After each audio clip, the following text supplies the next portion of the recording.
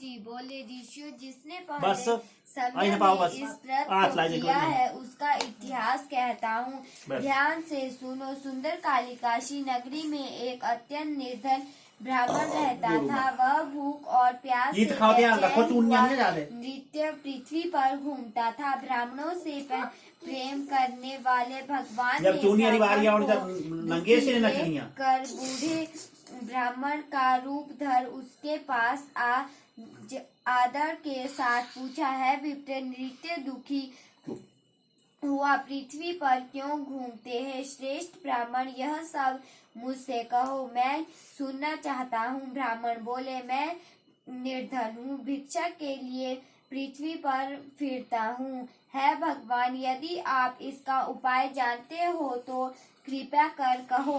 वृद्ध ब्राह्मण बोला कि सत्यनारायण भगवान मनवांछित फल देने वाले हैं, इसलिए है ब्राह्मण तू उनका पूजन कर, जिसके करने से मनुष्य सब दुखों से मुक्त होता है। ब्राह्मण को व्रत का सारा विधान बतलाकर बूढ़े लकड़हारा का रूप धारण करने वाले श्री सत्यनारायण भगवान अंत्य ध्यान हो गए। जिस व्रत को विधि वृद्धा ब्राह्मण ने बतलाया है, मैं आपको उसको करूंगा। यह निश्चित करने पर उसे रात में नींद नहीं आई। वह सवेरे उठ सत्यनारायण के व्रत का निश्चित कर भिक्षा के लिए चला।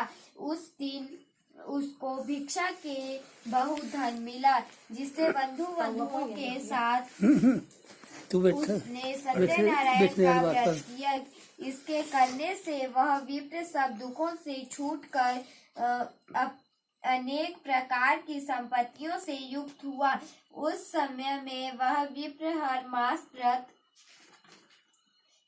करने लगा। इस तरह सत्यनारायण भगवान के व्रत को जो करेगा वह सब पापों से छूटकर मोक्ष को प्राप्त होगा। आगे जो पृथ्वी पर सत्यनारायण का व्रत करेगा वह मनुष्य सब दुखों से छूट जाएगा। इस तरह नारद जी से नारायण का कहा हुआ यह व्रत मैंने तुमसे कहा है विप्रो, मैं अब और क्या कहूँ। ऋषि बोले, है मुनीश्वर, संसार से मैं इस विप्र से सुनकर किसने इस व्रत को किया, हम वह सब सुनना चाहते हैं। इसके लिए हमारे मन में श्रद्धा है। सूर्य बोले, जिस व्रत को किया है वह सुनो। इस समय ब्राह्मण धन और नैवेश्य के अनुसार बंधुओं के साथ व्रत करने और तैयार हुआ। उसी समय एक लड़की बेचने वाला बूढ़ा आदमी आया और बाहर लकड़ियों को देखकर विप्र के मकान में गया।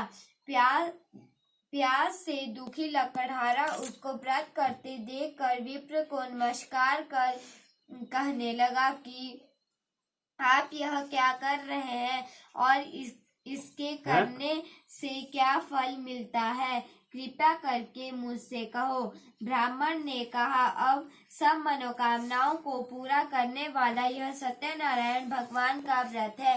इसकी ही कृपा से मेरे यहाँ धन ध्याय आदि की वृद्धि हुई है। विप्र से इस व्रत के बारे में जानकर लकड़हारा बहुत प्रसन्न हुआ। चरणामृत ले और प्रसाद खाने के बाद अपने घर को गया। लकड़हारे ने अपने मन में इस प्रकार का संकल्प किया कि आज ग्राम में लकड़ी बेचने से जो धन मिलेगा उससे सत्यनारायण देव का उत्तम व्रत करूंगा। यह मन में विचार कर यह बूढ़ा लकड़हारा लकड़ियां अपने सिर पर रख कर जिस नगर में धनवान लोग रहते थे वह ऐसे सुंदर नगर में गया। उस रोज वहां पर उन लकड़ियों का दाम पहले दिनों में चौगुना मिला। तब वह बूढ़ा लकड़हारा दाम ले और प्रति प्रकार पके केले की फली, दूध, घी, शक्कर, घी, दूध, दही और गेहूं का चूरन इत्यादि सत्यनारायण भगवान के व्रत की कुल सामग्री को लेकर अपने घर गया। फिर उसने अपने भाइयों को बुलाकर विधि के साथ भगवान जी का पूजन और व्रत किया। उस व्रत के प्रभाव से वह बूढ़ा लकड़हारा धन पुत्र आदि से युक्त हुआ और संसार के समस्त सुख भोगकर दैत्य को चला गया। इति श्री सत्यनारायण व्रत कथा द्वितीय अध्याय संपूर्ण। तीसरा अध्याय। सूत जी बोले, हे श्रेष्ठ मुनियों, अब आगे की कथा कहता हूँ, सुनो। प्राचीन समय में उनका मुख नाम का एक बुद्धिमान राजा था। वह सत्य व्यक्तित्व और जितेंद्रिय था। प्रतिदिन देव स्थानों पर जाता तथा गरीबों को धन देकर उसके कष्ट दूर करता था। उसकी पत्नी कमल के समान मुख वाली और सती सधावी थी। भद्रशिला नदी के तट पर उन दोनों ने श्री सत्यनारायण का व्रत किया। उस समय में वहां एक साधु वैष्णव आया। उसके पास व्यापार के लिए बहुत सा धन था। वह नाव को किनारे पर ठहराकर राजा के पास आ गया और राजा को व्रत करते हुए देखकर विनय के साथ पूछने लगा, है राजन, भक्ति और युक्त चिंत से यह आप क्या कर रहे हैं? मेरी सुनने की इच्छा है, सो आप यह मुझसे बतलाइए। राजा बोले, है साधु, अपने बंधुओं के साथ पुत्री आदि की प्राप्ति के लिए एक शक्तिशाली सत्यनारायण व्रत का भगवान का व्रत व पूजन किया जा रहा है। राजा के वचन सुनकर साधु वैष्णव आदर से बोले, है राजन, मुझसे इसका सब विधान कहो। मैं भी आपके कथनानुसार इस व्रत को करूंगा। मेरी कोई भी संतान नहीं है और इससे निश्चित होगी। राजा से सब विधान सुन व्यापार के निमित्त हो वह आनंद के साथ घर गया।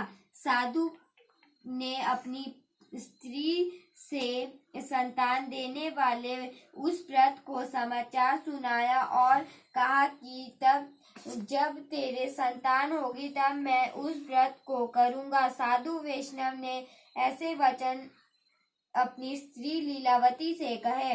एक दिन उसकी स्त्री लीलावती पति के साथ आनंदित हो संसारी धर्म के प्रवृत्त होकर सत्यनारायण भगवान की कृपा से गर्भवती हो गई तथा 10वें महीने में उसको एक सुंदर कन्या का जन्म हुआ। वह दिनों दिन इस तरह बढ़ती लगी जैसे शुक्ल पक्ष का चंद्रमा बढ़ता है। कन्या का नाम कलावती रखा गया।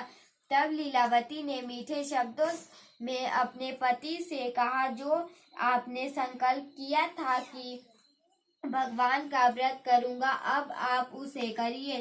साधु बोला, है विप्र, इसके विवाह पर करूंगा। इस प्रकार अपनी पत्नी को अवश्य वासन दे वह नगर को गया। कलावती विप्र गृह में वृद्धि प्राप्त हो गई।